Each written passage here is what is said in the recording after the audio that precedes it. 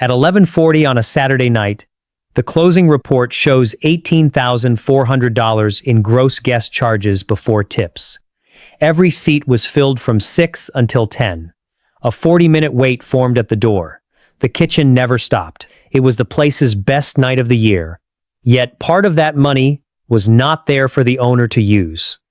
In this illustrative city, about $1,500 is sales tax collected for the government. Card fees will follow. Food invoices, payroll, rent, insurance, repairs, debt, and replacement equipment are still waiting. The dining room shows activity. It does not show owner return. That gap matters. The National Restaurant Association expects American restaurant and food service sales to reach about $1.55 trillion in 2026, with employment near 15.8 million. People still eat out, but visits are not even.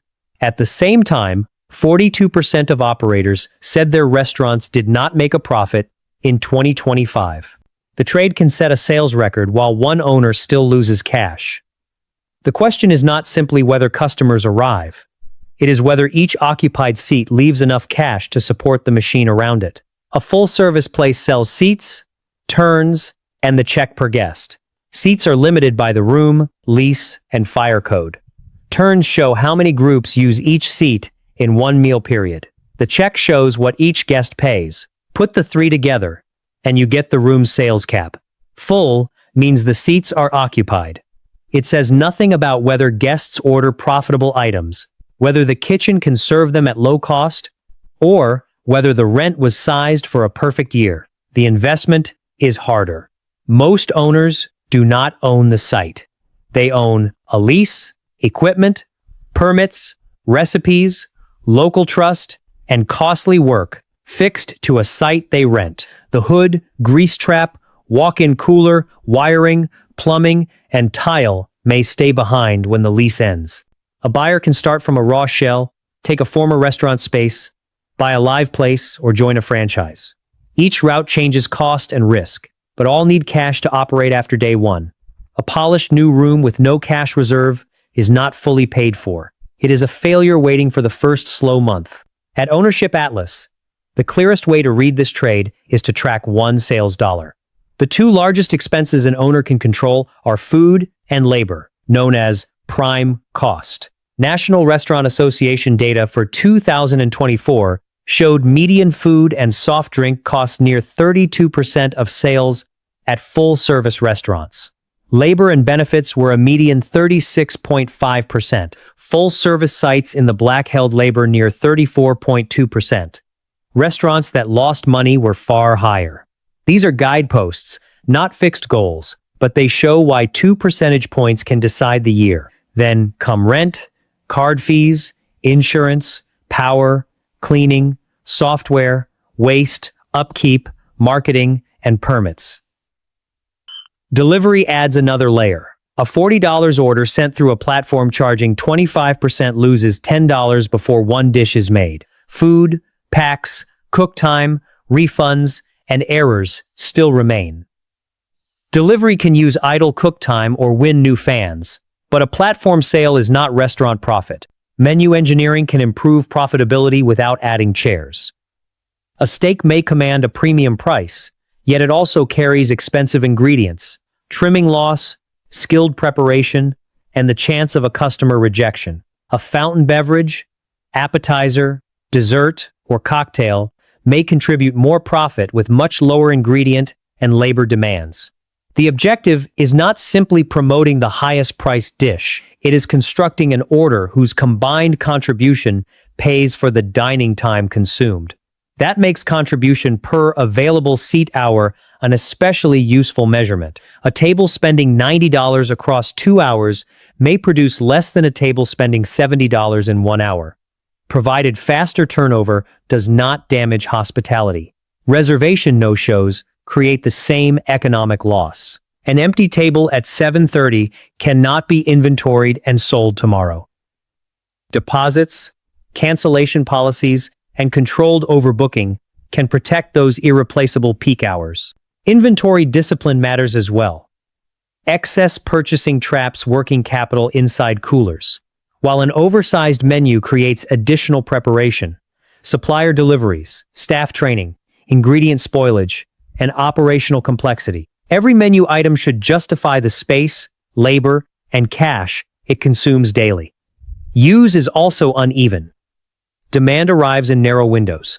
Friday may be full from 7 until 9, while Tuesday, lunch is quiet. Rent is charged all month. Refrigeration operates all night. Managers are paid across the week. The true cap is not the seat count. It is how many guests the room and kitchen can serve during the hours people actually want to eat, without slow tickets, poor food, or bad reviews. The lease controls much of this risk. Base rent may add tax, building insurance, shared fees, and a rise each year. A personal guarantee may place the owner's assets behind years of rent. The right to pass on the lease helps the owner sell later. An old restaurant site can reduce build cost, but old cold equipment, hoods, drains, and wires may bring bills after the sale. A raw shell offers control, but uses more cash before sales start. Either way, the owner should test the rent against conservative sales, not the crowd expected during opening month. A busy restaurant can still fail when its set bills were based on a full room all week. Take a sample 70-seat local place in a mid-size U.S. city. It opens 6 days a week, serves about 165 guests per day, and averages $34 per guest. Annual sales are about $1.75 million. It looks like a hit, most of all on weekends. Food and beverage cost at 31% uses about $543,000. Paid staff and benefits, not counting pay for the working owner, consume 36.5%, or about $639,000. Rent, site fees, and power take about 9%, or $158,000. Card processing costs about $42,000. Assume 12% of sales comes through delivery platforms with an average fee near 25%. That removes about $53,000. Insurance, repairs, cleaning, software, materials, marketing, permits, and other operating expenses take another $175,000. The restaurant has spent about $1.61 million and shows operating income near $142,000. That sounds healthy until owner work, loan expense, and replacement equipment are counted. The owner works 60 hours a week. A hired general manager who can do that job might cost about $75,000. That is pay for work, not gain, on cash put in. Annual payments on the build-out loan are about $57,000. A 2% equipment reserve uses $35,000, so a dead cooler, oven, or washer does not force a new loan. After those items, the restaurant is about $25,000 short before income taxes. Every seat can be filled, and the owner can still move backward while working more hours than any employee. No big shock had to hit. The check and cost math could not hold up the room. Now change 2 inputs. Cut paid labor from 36.5% to 34.2% through better plans, cross-training, and fewer habit-based schedules. That saves about $40,000. Lift the check by $3 through a smart menu, drinks, and add-ons without adding another guest.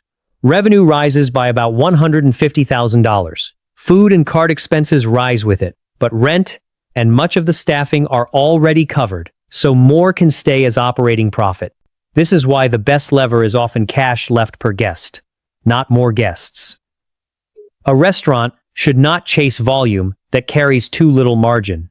If this owner math helps, subscribe to Ownership Atlas. Each episode follows startup cost, cash flow, and the return left after the site pays all its bills. The bank account can fool the owner. Customers pay tonight, while vendors, staff, rent, card bills, and tax are paid on their own days. Gift cards bring cash before the restaurant owes the meal. Sales tax may land in the same account as ordinary revenue. Payroll withholding is money taken from workers and held for the government. A strong weekend can therefore make the account look richer than the business is. Spending that balance without sorting its bills turns an operating problem into a legal and personal risk. The Internal Revenue Service says people in charge who choose not to pay trust fund tax may owe the full unpaid sum, plus interest, on their own.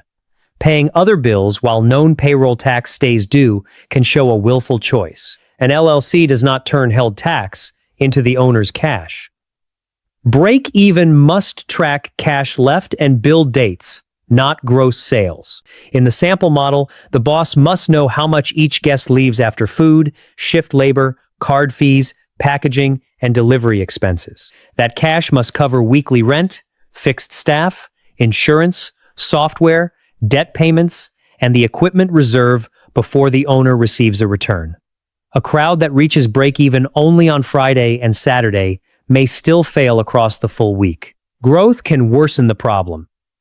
A second location adds rent, staff, equipment, and cash needs at once, while guest trust and good bosses grow in time. Scale works when recipes, purchasing, schedules, training, cash controls, and accounting can operate without the founder standing at the pass.